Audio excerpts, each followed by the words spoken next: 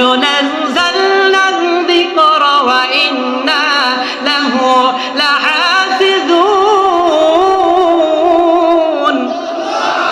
আল্লাহ রাব্বুল আলামিন বলেন, আমি কোরআন নাজিল করেছি এবং এর সংরক্ষণ করার দায়িত্ব আমি আল্লাহ তাআলা নিজে নিয়েছি। আল্লাহ বলেন, ও দুনিয়ার মানুষেরা, তোমরা সকলে মানুষ যদি একত্রিত হয়ে যদি চেষ্টা করো, রিমোট তো আমার হাতে। কথা বলেন ঠিক কি না? রিমোট কার হাতে? রিমোট আল্লাহর হাতে। সারা পৃথিবীতে যত রাজা বাদশা আসুক না কেন, যত বড় বড় নেতা আসুক না কেন, যত স্বৈরাচারী শাসক আসুক না কেন, তারা যদি চেষ্টা করে এই কোরআনের আন্দোলন বন্ধ করে দেওয়ার জন্য, এই কোরআনকে উৎখাত করে দেওয়ার জন্য, এই কোরআনের আন্দোলন বন্ধ করে দেওয়ার জন্য চেষ্টা করে, কোরআনের হক কথাগুলি বন্ধ করার জন্য চেষ্টা করে, কিয়ামত পর্যন্ত তারা কখনোই পারবে না। মরতেই হবে যখন, শহীদি মরণ দিও আমাকে। মরতেই হবে যখন, শহীদি মরণ দিও আমাকে। শাহাদাত জানি শুধুই জীবন, শাহাদাত জানি শুধুই জীবন, সে জীবন দিও আমাকে। মরতেই হবে যখন, শহীদি মরণ দিও আমাকে। রোগে শোকে মরণ দিও না আমায়, বিপদে মুসিবতে নিও না আমায়। এমন মরণ দিও চোখ বুঝলে যেন দেখি তোমাকে। মরতেই হবে যখন, শহীদি মরণ দিও আমাকে। এই গান শোনাবো যে গানে হৃদয়টা জাগবে, যে গানে হৃদয়টা জাগবে। আমার গানে যদি তোমার প্রাণে ইমানি দীপ্তি ছড়ায়, আমার সুরে যদি সবার মনে জিহাদি প্রেরণা যোগায়, আমার গানে যদি তোমার প্রাণে ইমানি দীপ্তি ছড়ায়, আমার সুরে যদি সবার মনে জিহাদি প্রেরণা যোগায়, তাহলে আমার এই কণ্ঠ আন্দোলনের কাজে লাগবে। যদি কথা দাও বন্ধু, দিনের পথে দৃঢ় থাকবে। আমার গান যদি জাগাতে পারে মুক্তির নব চেতনা, আমার সুর যদি ভোলাতে পারে আঘাতের শত বেদনা, আমার গান যদি জাগাতে পারে মুক্তির নব চেতনা, আমার সুর যদি ভোলাতে পারে আঘাতের শত বেদনা, তাহলে আমার কণ্ঠ সকল বাধাকে রুখবে। যদি কথা দাও বন্ধু, দিনের পথে দৃঢ় থাকবে। যদি কথা দাও দিন কায়েমে অগ্রণী ভূমিকা রাখবে, তবে তোমাকে গান শোনাবো যে গানে হৃদয়টা জাগবে, যে গানে হৃদয়টা জাগবে, যে গানে হৃদয়টা জাগবে। আমি যতক্ষণ আসি ততক্ষণ আপনাদের এই আওয়াজ দিতে হবে। রাজি আছেন তো ইনশাআল্লাহ? তাহলে একটা তাকবীর হয়ে যাক, নারায়ে তাকবীর। মাশাআল্লাহ মাশাআল্লাহ। প্রিয় হাজিরিন, আজকে কথা হবে কোরআন থেকে, কোরআনের বাহিরে কোনো কথা হবে না। শুনতে রাজি আছেন তো ইনশাআল্লাহ? এখন এই কোরআনের কথা বলতে গেলে যদি কোনো দলের বিপক্ষে চলে যায় তাহলে কি আমি বন্ধ করে দিব?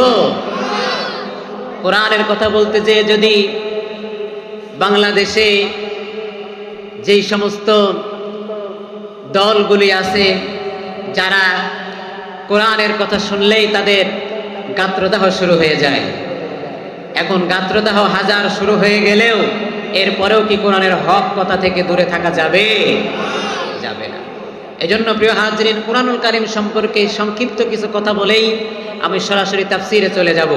আপনারা বলেন, এই কোরআনুল কারীম নাজিল করেছেন কে? আরো জোরে বলেন।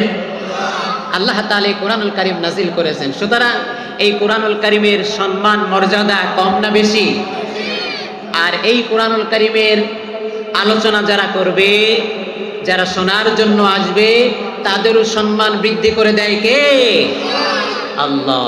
এজন্য প্রিয় হাজিরিন, এই কোরআনুল কারীম এমন একটি কিতাব, এই কোরআনুল কারীমের এমন মর্যাদা, এমন সম্মান, আমি যদি এই কোরআন আমার নবীর উপরে নাজিল না করে, আমার রাসূলের উপরে নাজিল না করে, এই কোরআনুল কারীম যদি আমি পাহাড়ের উপরে নাজিল করতাম, তাহলে পাহাড় এই কোরআনের সম্মানে, পাহাড় এই কোরআনের মর্যাদায়, এই কোরআনের ওজন এত বেশি, এত সম্মান, এত মর্যাদা, পাহাড়ের উপরে যদি আমি নাজিল করতাম তাহলে পাহাড় ভেঙে খান খান হয়ে ধ্বংস হয়ে যেত। এই কোরআনের মর্যাদা এত বেশি। বলেন সুবহানাল্লাহ।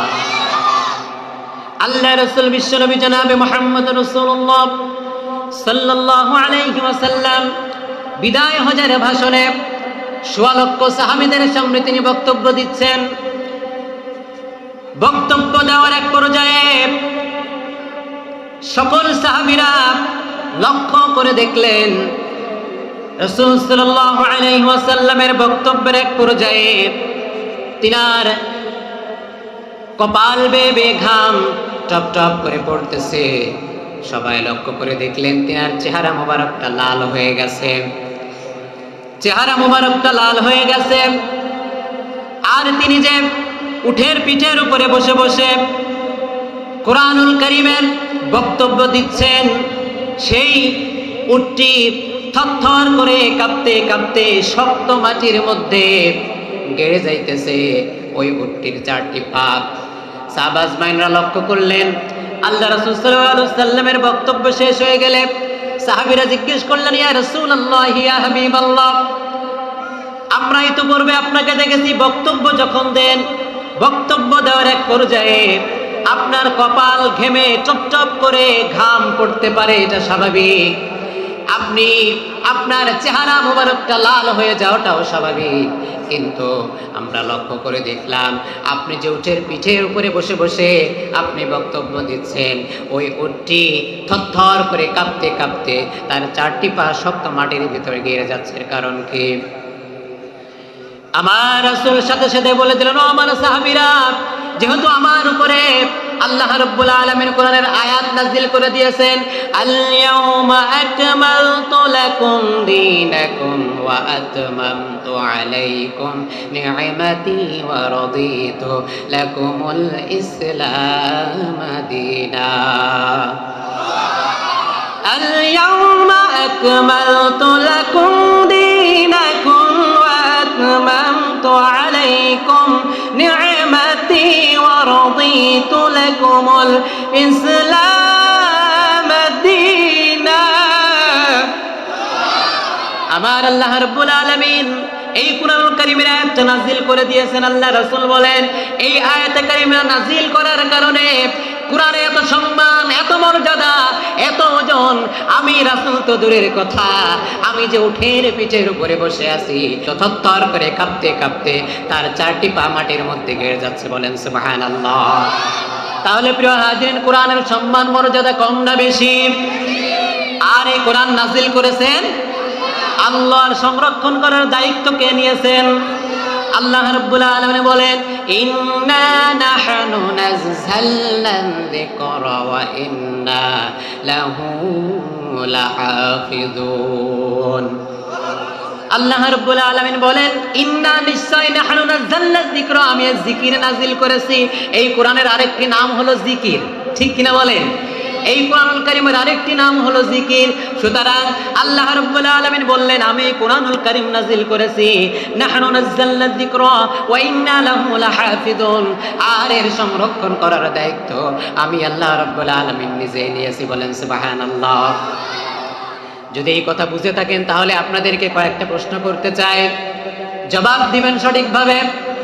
হাটবোয়ালির মানুষ, যত মুসলমান আছে, যত খ্রিস্টান আছে, যত হিন্দু আছে, সকলেই যদি একত্রিত হয়ে তারা যদি চেষ্টা করে এই হাটবোয়ালিয়া এলাকায় যতগুলো মসজিদ আছে, যতগুলো মাদ্রাসা আছে, সমস্ত মসজিদ থেকে মাদ্রাসা থেকে কোরআনের কপিগুলো একত্রিত করে পোড়ায়া দিয়ে ধ্বংস করবে, এই কোরআন এই হাটবোয়ালিয়া গ্রাম থেকে উৎখাত করবে, আপনারা বুঝে থাকলে জবাব দেন, এটা কি সম্ভব?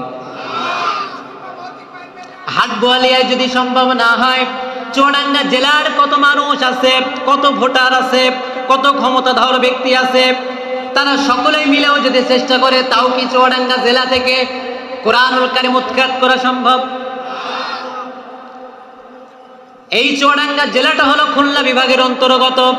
এখন খুলনা বিভাগে লক্ষ লক্ষ মানুষ, তারাও যদি একত্রিত হয়ে তারা যদি চেষ্টা করে কোরআনুল কারীম খুলনা বিভাগ থেকে উৎখাত করার জন্য, তাহলেও কি সম্ভব?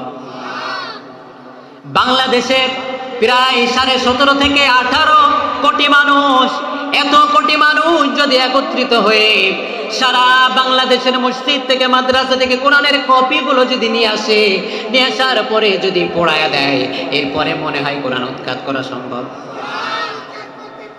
যদি সারা বাংলাদেশেও সম্ভব না হয়, সারা পৃথিবীতে 800 কোটি মানুষ, এই 800 কোটি মানুষ যদি চেষ্টা করে সারা পৃথিবীর মানচিত্র থেকে এই কোরআনকে উৎখাত করার জন্য, তাহলেও কি কোরআনকে উৎখাত করা সম্ভব? কখনোই সম্ভব নয়। প্রিয় হাজিরিন, এই জন্য আল্লাহ তাআলা বলেন, কেন সম্ভব নয়? ইন্না নাহনু নাযালনা যিকরা ওয়া ইন্না লাহু লাহাফিজুন। আল্লাহ রাব্বুল আলামিন বলেন, আমি কোরআন নাজিল করেছি এবং এর সংরক্ষণ করার দায়িত্ব আমি আল্লাহ তাআলা নিজে নিয়েছি। আল্লাহ বলেন, ও দুনিয়ার মানুষেরা, তোমরা সকলে মানুষ যদি একত্রিত হয়ে যদি চেষ্টা করো, রিমোট তো আমার হাতে। কথা বলেন ঠিক কি না? রিমোট কার হাতে? রিমোট আল্লাহর হাতে। সারা পৃথিবীতে যত রাজা বাদশা আসুক না কেন, যত বড় বড় নেতা আসুক না কেন, যত স্বৈরাচারী শাসক আসুক না কেন, তারা যদি চেষ্টা করে এই কোরআনের আন্দোলন বন্ধ করে দেওয়ার জন্য, এই কোরআনকে উৎখাত করে দেওয়ার জন্য, এই কোরআনের আন্দোলন বন্ধ করে দেওয়ার জন্য চেষ্টা করে, কোরআনের হক কথাগুলি বন্ধ করার জন্য চেষ্টা করে, কিয়ামত পর্যন্ত তারা কখনোই পারবে না।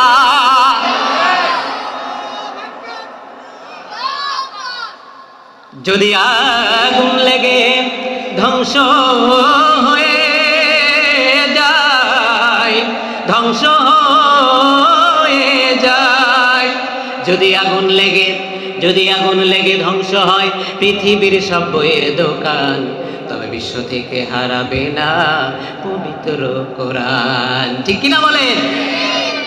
করবে কেমন করে কোরআন ধ্বংস?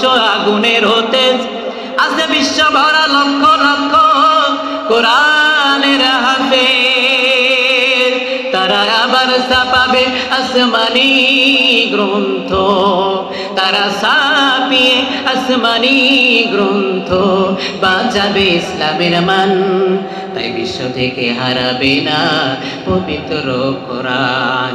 যদি আগুন লেগে ধ্বংস হয়ে ধ্বংস হয়ে যায়, যদি আগুন লেগে ধ্বংস হয় পৃথিবীর সব বইয়ের দোকান, তো বিশ্ব থেকে হারাবে না পবিত্র কোরআন। মারহাবা। প্রিয় হাজরিন, সুতরাং এখন কথা হবে কোরআন থেকে কোন দলের বিপক্ষে যদি যায়, কোন নেতার বিপক্ষে যদি যায়, তারপরেও এই কোরআনের কথা বন্ধ হবে না, ঠিক কিনা বলেন?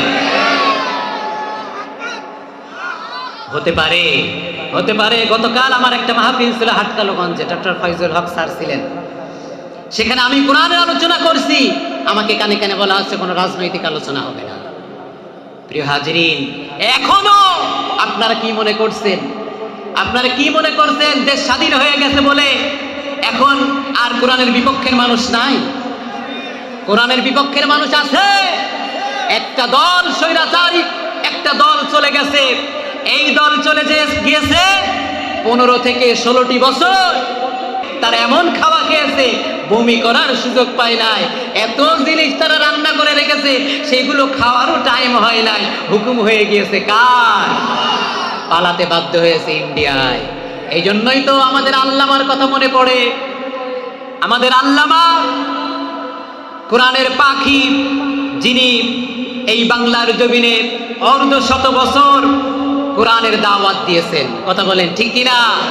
শত শত মানুষ তিনার হাতে মুসলমান হয়েছেন, ঠিক কিনা বলেন? সে আল্লামা দেলাওয়ার হোসেন সাইদি রাহিমাহুল্লাহ, আমরা তার জন্য দোয়া করি, আল্লাহ রাব্বুল আলামিন তাকে যেন জান্নাতের সুউচ্চ মাকাম দান করেন, বলেন আমিন। তিনি বলেছিলেন 2006 সালের দিকে, তিনি বলেছিলেন যে সময় আসবে এমন ইন্দুরের গর্ত পালাবার জন্য, ঠিক কিনা বলে? তার কথা এখন 100% মিলে গেছে, ঠিক কিনা? এই জন্য আপনারা কি মনে করছেন দেশ স্বাধীন হয়েছে বলে এটা মনে করেন না যে হ্যাঁ এখন অমনি হুজুররা ক্ষমতায় যাবে না, এত সহজ আপনি মনে করেন না, এত সহজ মনে করেন না। এখনো এক শ্রেণীর মানুষ আছে যারা কোরআনের বিপক্ষে অবস্থান নিয়েছে, কথা বলেন ঠিক কিনা? একদল স্বৈর শাসক, তারা পালিয়েছে, খেয়ে পালিয়েছে, আর আরেক শ্রেণীর মানুষ তারা ক্ষুধার্ত আছে। রাগ করছেন? নাম বলবো না, সব আপনারা জানেন। এই জন্য প্রিয় হাজিরিন, আপনাদেরকে বলতে চাই, এই কোরআনের তাফসীরের মাহফিল থেকে আপনাদেরকে আহ্বান জানাতে চাই, আপনাদেরকে উদাত্ত আহ্বান জানাই যে এই বাংলার জমিনে আমরা বঙ্গবন্ধু শেখ মুজিবুর রহমানের শাসন দেখেছি, ঠিক কিনা বলেন? এরপরে সেই সময়ে আমরা শান্তি কি পেয়েছি? পাই নাই। এরপরে আমরা জিয়াউর রহমানের শাসন দেখেছি, কথা বলেন ঠিক কিনা? সেই সময়ের মানুষ কি শান্তি পেয়েছে? পাই নাই। এরপরে আমরা এরশাদ চাচার শাসন দেখেছি, ঠিক কিনা বলেন? সেই সময়ে মানুষ শান্তি পায় নাই। এরপরে আমাদের দুই বুবুজান বলেন আর খালাজান বলেন, হাসিনা আর খালেদা, তাদের শাসনও আমরা দেখেছি। আমরা এবার আর কোন বঙ্গবন্ধুর আদর্শের কোন শাসক আমরা চাই না, আমরা অন্য কোন দলের শাসক আমরা চাই না। আমরা অনেককেই দেখা শেষ, আমাদের এখন দেখার বাকি আছে ইসলামী আন্দোলনের শাসক আমাদের দেখার দরকার আছে, কথা বলেন ঠিক কিনা? এই জন্য আগামীর বাংলাদেশ ইসলামের বাংলাদেশ, আগামীর বাংলাদেশ আলেম উলামার বাংলাদেশ, আগামীর বাংলাদেশ আল্লাহর জমিনে আল্লাহর কোরআন দিয়ে এই রাষ্ট্র পরিচালনা হবে, কথা বলেন ঠিক কিনা?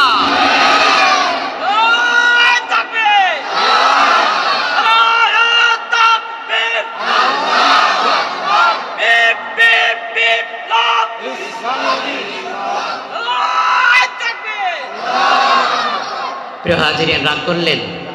এই জন্য এক শ্রেণীর মানুষ তারা থাকবে, যতই তারা থাকুক আমাদেরকে সেটা দেখার কোনো দরকার নাই। এখন কথা হবে হক কথা। প্রিয় হাজিরিন, সূরাতুল মায়েদা থেকে 67 নম্বর আয়াতে কারিমা আমি তেলাওয়াত করেছি। আল্লাহ রাব্বুল আলামিন সরাসরি তাফসীরে প্রবেশ করছি। আল্লাহ রাব্বুল আলামিন সূরাতুল মায়েদার 67 নম্বর আয়াতের ভিতরে সুন্দর করে কয়েকটি কথা আমাদের জন্য বলে দিয়েছেন। আল্লাহ রাব্বুল আলামিন বলেন, ইয়া আইয়ুহার রাসূল বাল্লিগ মা উনজিলা ইলাইকা মির রাব্বিক ওয়া ইল্লাম তাফআল ফামা বাল্লাগতা রিসালাতাহু আল্লাহু ইয়াসিমুকা মিনান الناس إن الله لا يهدي القوم الكافرين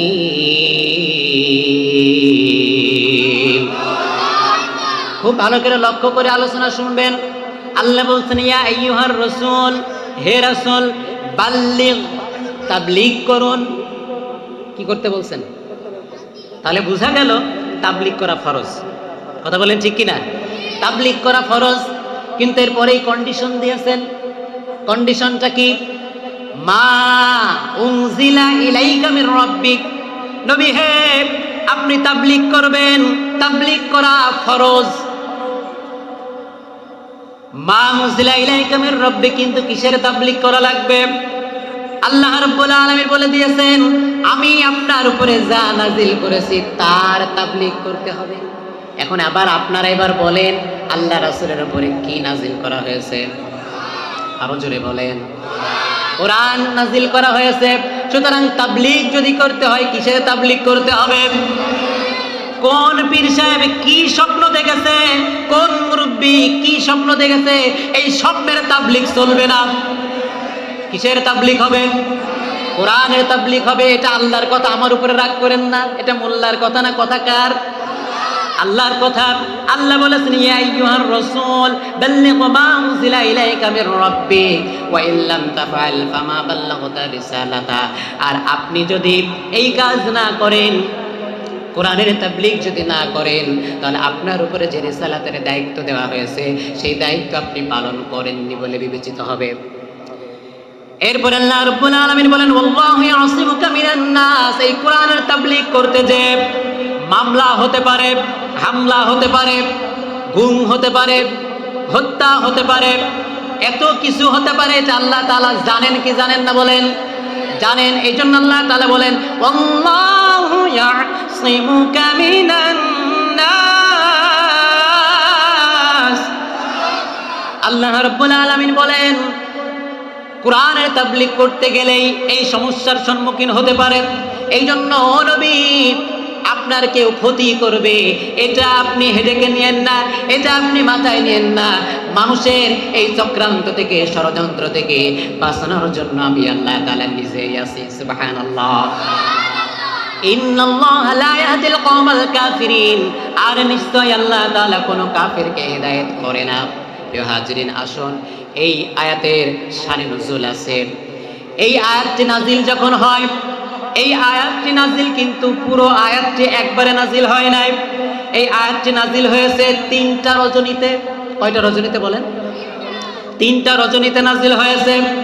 এর প্রেক্ষাপট আছে আল্লাহ রাসূল সাল্লাল্লাহু আলাইহি ওয়াসাল্লাম যখন 40 বছর বয়সে নবুয়ত লাভ করলেন। নবুয়ত লাভ করার পরে আল্লাহ রাব্বুল আলামিন বললেন তুমি কোরআনের দাওয়াত দেওয়া শুরু করো, কালেমার দাওয়াত দেওয়া শুরু করো। তিনি কালেমার দাওয়াত দেওয়ার উদ্দেশ্যে তিনার আত্মীয় স্বজনদেরকে, কিছু মানুষকে একত্রিত করলেন। একত্রিত করার পরে যখন বক্তব্য দিবেন, যখন দাওয়াত দিবেন, ওই সময়ে তিনার চাচা আবু লাহাব ওই জায়গায় চলে আসলো।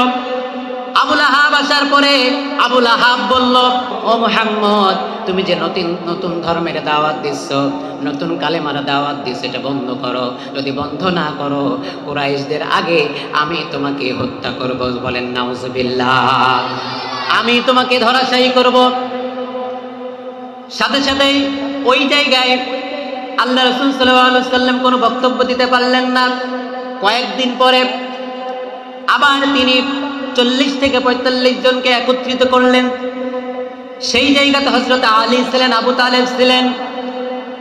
এরপরে তিনি একটি নীতি দীর্ঘ আলোচনা করলেন। আল্লাহ তাআলা আমাদেরকে পৃথিবীতে কেন পাঠিয়েছেন, এই দুনিয়াটাই সবকিছু না, চলে যেতে হবে। এইভাবে নীতি দীর্ঘ একটি আলোচনা করলেন। আলোচনার এক পর্যায়ে আবারও তিনার চাচা আবু লাহাব ওই জায়গায় চলে আসলো। আবু লাহাব আসার পরে আবু লাহাব বলল ও মুহাম্মদ, এবার আমি তোমাকে বলছি তুমি এই কোরআনের দাওয়াত বন্ধ করে দাও। এই দাওয়াত যদি বন্ধ না করো তাহলে কুরাইশদের আগে, সবার আগে আমি তোমাকে ধরব। এই কথা যখন বললেন, ওই জায়গায় আরেকজন চাচা ছিলেন, তার নাম হলো আবু তালেব। কি নাম বলেন? আবু তালেব।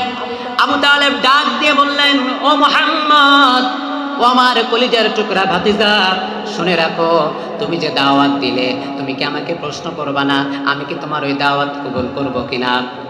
যদি প্রশ্ন করো তাহলে আমার জবাব হবে, আমার পূর্বপুরুষের ধর্ম ত্যাগ করে নতুন ধর্মে আমি দীক্ষিত হতে পারবো না। তবে একটা কথা আমি তোমাকে বলতে চাই, সেটা হলো তুমি এই কোরআনের তাবলীগ করো, এই কালেমার দাওয়াত তুমি দাও। এই কালেমার দাওয়াত দিতে যে আমি আবু তালেব বেঁচে থাকতে তোমার গায়ে একটা ফুলের আঁচড় কেউ দিতে পারবে না।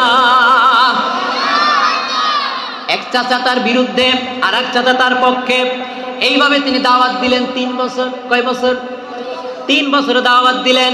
3 বছর দাওয়াত দেওয়ার পরে এরপরে আল্লাহ রাব্বুল আলামিন বললেন, ফাসদা বিমা তুমার ওয়া আ'রিদ আনিল মুশরিকিন। আল্লাহ রাব্বুল আলামিন বলে দিলেন, নবী হে, এখন আর গোপনে দাওয়াত দেওয়ার সময় নাই, এখন ওপেনে দাওয়াত দেন। সুবহানাল্লাহ। এই সময় এখন এসেছে কি আসে নাই? আমরা বিগত সময়ে 15.5 বছর গোপনে গোপনে আমরা ইসলামী আন্দোলনের কাজ করেছি, ঠিক কিনা বলেন? শত শত মানুষদেরকে হত্যা করেছে, খুন করেছে, গুম করেছে, তারপরেও এই ইসলামী আন্দোলনের কর্মীরা তারা থেমে যায়নি। আর এখন সময় এসেছে প্রকাশ্যে ইসলামের দাওয়াত দেওয়ার। এখন যদি আমরা প্রকাশ্যে প্রোগ্রাম না করতে পারি, প্রকাশ্যে আন্দোলন করতে না পারি, প্রকাশ্যে দাওয়াত দিতে না পারি, তাহলে আর কবে পারবো? আল্লাহ তাআলা বলে দিলেন, ফাসতা বিমা তুমার ওয়া আরিদ আনিল মুশরিকিন। এবার আপনি প্রকাশ্যে দাওয়াত দেওয়া শুরু করেন। প্রকাশ্যে যখন দাওয়াত দেওয়া শুরু করলো, মক্কায় দল হয়ে গেল 2টা। একটা দল হলো সাচ্চা কাফের, আর একটা দল হলো সাচ্চা মুমিন। 2টা দল হয়ে গেল। যেই সমস্ত গরিব সাহাবীরা ঈমান আনয়ন করত, তাদেরকে ধরে নিয়ে যে শিয়াবে আবি তালিবের ভিতরে আটকিয়ে রাখা হতো, তাদেরকে রিমান্ডে নেওয়া হতো, নির্যাতন নিপীড়নের স্টিম রোলার চালানো হতো। এমন একটা পর্যায়ে চলে আসলো, এমন মুহূর্তে এত নির্যাতন, এত অত্যাচার করার পরেও আল্লাহ রাসূলকে দমিয়ে রাখা যাচ্ছে না, সাহাবীদেরকে দমিয়ে রাখা যাচ্ছে না। আবু জেহেল চিন্তা করলো কি করা যায়। দারুন নাদওয়ায়, তাদের কেন্দ্রীয় কার্যালয় দারুন নাদওয়া, এই দারুন নাদওয়ায় সমস্ত বড় বড় প্রবীণ নেতাদেরকে একত্রিত করলো। একত্রিত করার পরে দারুন নাদওয়ায় তারা পরামর্শ করলো যে কি করা যায়, সবাই একটু বুদ্ধি বের করো। তখন ওই জায়গায় উতবা বিন রাবিয়া, বর্ষিয়ান নেতা, প্রখ্যাত নেতা, উতবা বিন রাবিয়াকে বলল, উতবা তুমি এক কাজ করো, সম্পর্কে তো মুহাম্মদ তোমার চাচা হয়, তুমি এক কাজ করো, তুমি মুহাম্মদের কাছে যাও, সে কি চাই, কি চাই, যা চাইবে তাই দেওয়া হবে, তারপরেও তাকে বলো এই কোরআনের দাওয়াত যেন না দেয়। উতবা বিন রাবিয়া দেরি করলো না, তিনি চলে গেলেন। চলে যাওয়ার পরে রাসূল সাল্লাল্লাহু আলাইহি ওয়াসাল্লামের হাঁটুর সাথে হাঁটু লাগায়া তিনি বসে পড়লেন, চোখের সাথে চোখ লাগায়া তিনি ডাক দিয়ে বলেন, ভাতিজা, ও ভাতিজা, তুমি ছোটবেলা থেকে কেমন কষ্টে মানুষ হয়েছ এটা আমরা দেখেছি ভাতিজা। আমি তোমার কাছে এসেছি, তুমি কি চাও বলো। 1 নম্বরে তোমাকে গগনচুম্বী রাজপ্রাসাদ দেওয়া হবে। তুমি যে বাড়িতে থাকো, এই বাড়িতে থাকার মতো না। বৃষ্টি হলেই চপচপ করে ভিতরে পানি পড়ে, যদি একটু ঝড় হয় অমনি করে চালটা উড়ে চলে যাবে। ও মুহাম্মদ ভাতিজা, আমি তোমাকে বলছি, তুমি যদি চাও গগনচুম্বী রাজপ্রাসাদ তোমাকে তৈরি করে দেওয়া হবে, এরপরেও তুমি কোরআনের দাওয়াত বন্ধ করে দাও। আল্লাহ রাসূল সাল্লাল্লাহু আলাইহি ওয়াসাল্লাম কোনো কথা বললেন না। কেমন ভাবে কথাগুলো বলছে দেখেন। প্রবীণ নেতা, বর্ষিয়ান নেতা, হাঁটুর সাথে হাঁটু লাগায়, চোখের সাথে চোখ লাগায় কথা বলছে। এরপরে ডাক দিয়ে বলল, ও মুহাম্মদ, এই মক্কার ভিতরে কি সুন্দরী নারীর অভাব। তুমি বিবাহ করেছো এমন একজন নারীকে, যে নারীটা বিধবা, খাদিজাকে তুমি বিবাহ করেছো। ও মুহাম্মদ, তুমি যদি চাও এই মক্কার ভিতরে যত সুন্দরী নারী আছে সকল সুন্দরী নারীদেরকে একত্রিত হবে, যাকে তোমার পছন্দ হয় তার সাথেই তোমাকে বিয়ে দেওয়া হবে, তারপরও তুমি কোরআনের আন্দোলন বন্ধ করে দাও। আল্লাহ রাসূল কোনো কথা বলে না, চুপ করে আছে। এরপরে উতবা বিন রাবিয়া তিনি ডাক দিয়ে বললেন, ও ভাতিজা, তোমাকে দেখে তো আমার কষ্ট হয় ভাতিজা। ও ভাতিজা, তুমি চাইলে তোমার গগনচম্পে রাজপ্রাসাদ দেব, সুন্দরী নারী দেব। তুমি যদি চাও, তোমাকে আমরা ধন সম্পদ যদি চাও, আমরা মক্কার সমস্ত মানুষগুলো একত্রিত করে তোমাকে এত পরিমাণ, অধিক পরিমাণে তোমাকে ধন সম্পদ দেব, এই মক্কার ভিতরে সর্বশ্রেষ্ঠ ধনী তুমি হয়ে যাবা, এরপরও তুমি কোরআনের আন্দোলন বন্ধ করে দাও। আল্লাহ রাসূল সাল্লাল্লাহু আলাইহি ওয়াসাল্লাম কোনো কথা বলেন না। 3 নাম্বার প্রস্তাব দিলেন। 1 নাম্বার প্রস্তাব হলো গগনচুম্বী রাজপ্রাসাদ। 2 নাম্বার প্রস্তাব কি? শুনছেন না কথা? সুন্দরী নারী, কথা বলেন, সুন্দরী নারী। 3 নাম্বার হলো ধন সম্পদ, টাকা পয়সা। 4 নাম্বার হলো বাকি থাকলো ক্ষমতা। ও মুহাম্মদ, ও ভাতিজা, তুমি যদি ক্ষমতা চাও তাহলে আমরা তোমাকে মক্কার গভর্নর করে দেব, এরপরেও তুমি এই কোরআনের আন্দোলন বন্ধ করে দাও। আল্লাহ রাসূল সাল্লাল্লাহু আলাইহি সাল্লাম কোনো কথা বলেন না, মাথাটা নিচু করে তিনি বসে বসে বুঝাইতে চাইলেন, ও উতবা বিন রাবিয়া, তোমার এই প্রশ্নের জবাব আমি দেব না, তোমার এই জবাব দেবে স্বয়ং আমার আল্লাহ রাব্বুল আলামিন। জোরে কোন সুবহানাল্লাহ।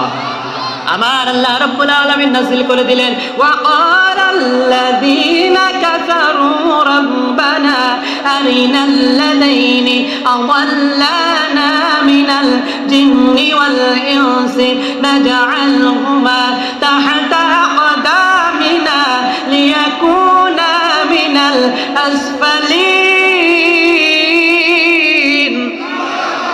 আমার আল্লাহ রাব্বুল আলামিন বলে দিলেন, কিয়ামতের দিন মুসিবতের সময় জাহান্নামীরা বলবে, এ আমাদের রব, ওগো আমাদের আল্লাহ, রব্বানা আরিনাল্লাযীনি আযাল্লানা মিনাল জিন্নি ওয়াল ইনসি, দুনিয়াতে জিনেদের মধ্যে মানুষদের মধ্যে যারা আমাদেরকে পথভ্রষ্ট করেছিল, ও আল্লাহ তারা কোথায়, তাদেরকে নিয়ে আসেন।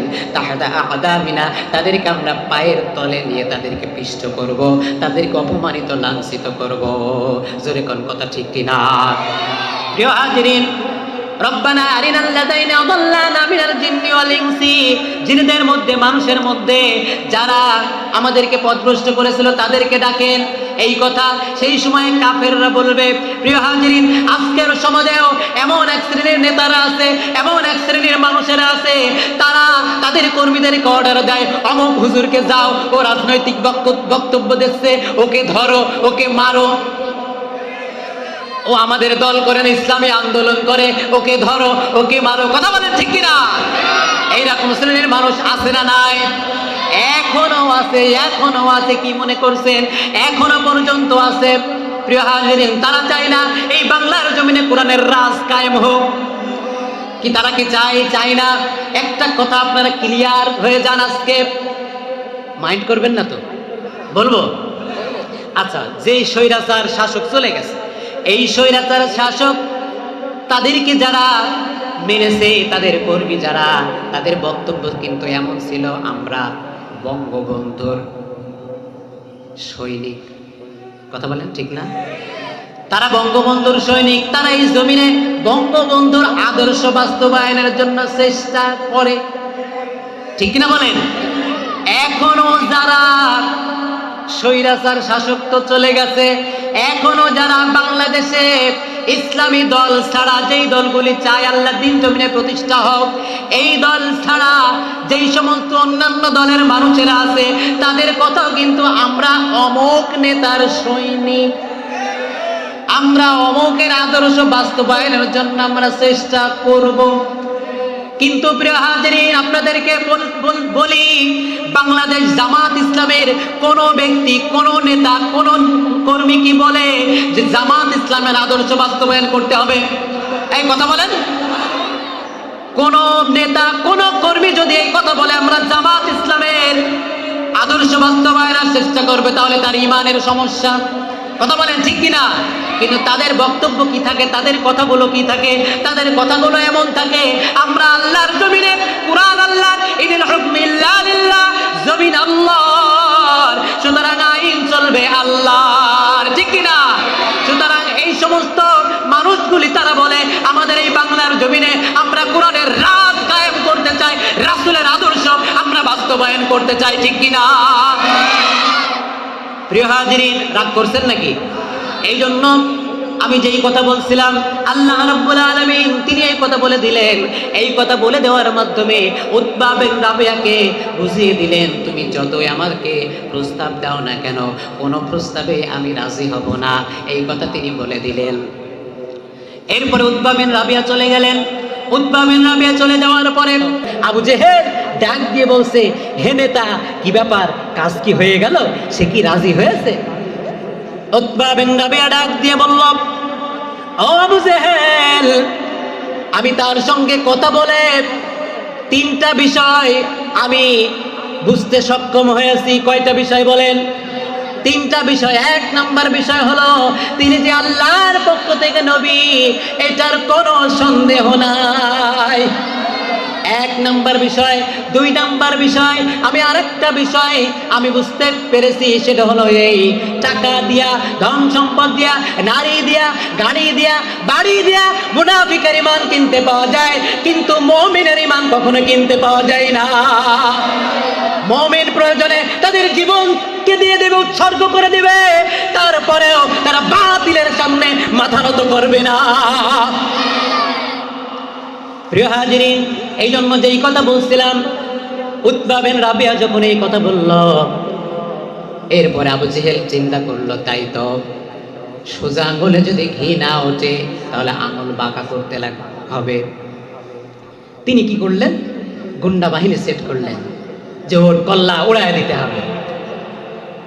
তাফসীরের ভিতরে এসেছে, ওয়ালিদ বিন মুগীরা তার নাম, ওই সময়ে টেররিস্ট ছিল, গুন্ডা ছিল, সবচাইতে বড় মস্তান। তাকে দায়িত্ব দেওয়া হলো, তুমি যাও, তুমি যে মুহাম্মদের কল্লাটা নিয়ে আসো, তুমি যা যাও, তোমাকে তাই দেওয়া হবে। সে রওনা দিয়েছে, তার দলবলকে নিয়ে রওনা দিয়েছে। এদিক দিয়ে তিনার চাচা হযরত আব্বাস রাদিয়াল্লাহু তাআলা আনহু, কি নাম? হযরত আব্বাস। সেই সময়ে তিনি মুসলমান হন নাই। হযরত আব্বাস রাদিয়াল্লাহু তাআলা আনহুর কান পর্যন্ত যখন এই কথাটা চলে গেল, হযরত আব্বাস রাদিয়াল্লাহু তাআলা আনহু তিনি মক্কার উপকণ্ঠে এসে চিৎকার করে তিনি বললেন বাঘের বাচ্চার মতো, হে কুরাইশের লোকেরা শুনে রাখো, হে মক্কাবাসী শুনে রাখো, তোমরা কি মনে করছো আমার ভাই আব্দুল্লাহ মারা গিয়েছে বলে মুহাম্মদের বুঝি কেউ নাই? আমি তার চাচা আব্বাস আছি বেঁচে, সুতরাং আমি বেঁচে থাকতে তার কেউ কোনো ক্ষতি করতে পারবে না। সুবহানাল্লাহ। একদিকে আবু তালেব আর একদিকে আব্বাস রাদিয়াল্লাহু তাআলা, তিনারা দাঁড়িয়ে গেলেন, রক্তের জন্য রক্ত দাঁড়িয়ে গেছে। বাড়িতে চলে গেলেন। বাড়িতে চলে যাওয়ার পরে উম্মে ফজলকে ডাক দিলেন, ও উম্মে ফজল, তাড়াতাড়ি করে আমার তরবারিটা দিয়ে দাও। উম্মে ফজল তরবারি বের করলো, বের করে বলছে, স্বামী কি ব্যাপার, কি হয়েছে? আপনাকে এত ক্ষিপ্র লাগছে কেন? ভাবতে বেগতিক লাগছে। ও আমার প্রাণের স্বামী, কোথায় যাচ্ছেন? একটি বারের জন্য বলে যান। তখন তিনি বললেন, ওরা কি মনে করেছে মুহাম্মদের বুঝি কেউ নাই, মুহাম্মদের বুঝি কেউ নাই, তারা মুহাম্মদকে হত্যা করতে চায়, সুতরাং আমি এটা কখনোই বেঁচে থাকতে হতে দেব না, এই জন্যই তরবারি নিয়ে যাচ্ছি, যেই মুহাম্মদকে হত্যা করবো আমি তাকে হত্যা করব। হযরত আব্বাস রাদিয়াল্লাহু তাআলা আনহু চলে গেলেন। চলে যাওয়ার পরে আল্লাহ রাসূল সাল্লাল্লাহু আলাইহি ওয়াসাল্লামের বাড়ির দরজার সামনে তিনি বসে থাকলেন, বাঘের মতন তিনি বুকটা টান টান করে বসে রইলেন। তরবারিটা খাপ থেকে বাহির করে ডান দিকে তাকায়, বাম দিকে তাকায়, সামনের দিকে তাকায়, পিছনের দিকে তাকায়, আর বলে, কে এমন আছে আমার সামনে আয়, কে তার স্ত্রীকে বিধবা করতে চায় আমার সামনে আয়, কে তার মাকে তার সন্তান হারা করতে চায় আমার কাছে আয়, আমি তার গর্দান উড়ায় দেবো। এইভাবে ডান দিকে তাকায়, বাম দিকে তাকায়, সামনের দিকে তাকায়, পিছনের দিকে তাকায়। এমন সময়ে প্রিয় হাজিরিন, রাত্র গভীর হয়ে গেল। রাত্র গভীর হয়ে যাওয়ার পরে আল্লাহ রাসূল সাল্লাল্লাহু আলাইহি ওয়াসাল্লাম দরজাটা খুলে দেখলেন তিনার চাচা বসে রয়েছেন। তিনি ডাক দিয়ে বললেন, চাচা কি হয়েছে চাচা, আপনি এত রাতের বেলা এখানে কেন বসে আছেন? সাথে সাথে হযরত আব্বাস রাদিয়াল্লাহু তাআলা আনহু আল্লাহ রাসূল সাল্লাল্লাহু আলাইহি ওয়াসাল্লামকে তিনি জড়ায় ধরলেন আর ছোট বাচ্চার মতো ডুকরে ডুকরে কাঁদতে থাকলেন আর বললেন, ও মুহাম্মদ তুমি চিন্তা করো না, যাও যাও যাও, তুমি ঘরের ভিতরে যাও, আমি থাকতে তোমার কেউ কোনো ক্ষতি করতে পারবে না। মুহাম্মদ তুমি ঘরের ভিতরে যাও, আমি থাকতে তোমার কেউ কোনো ক্ষতি করতে পারবে না। তখন আল্লাহ রাসূল বলছেন, চাচা কি হয়েছে? আমি তো কিছুই জানি না, আপনি আমাকে বলেন আসলে কি হয়েছে।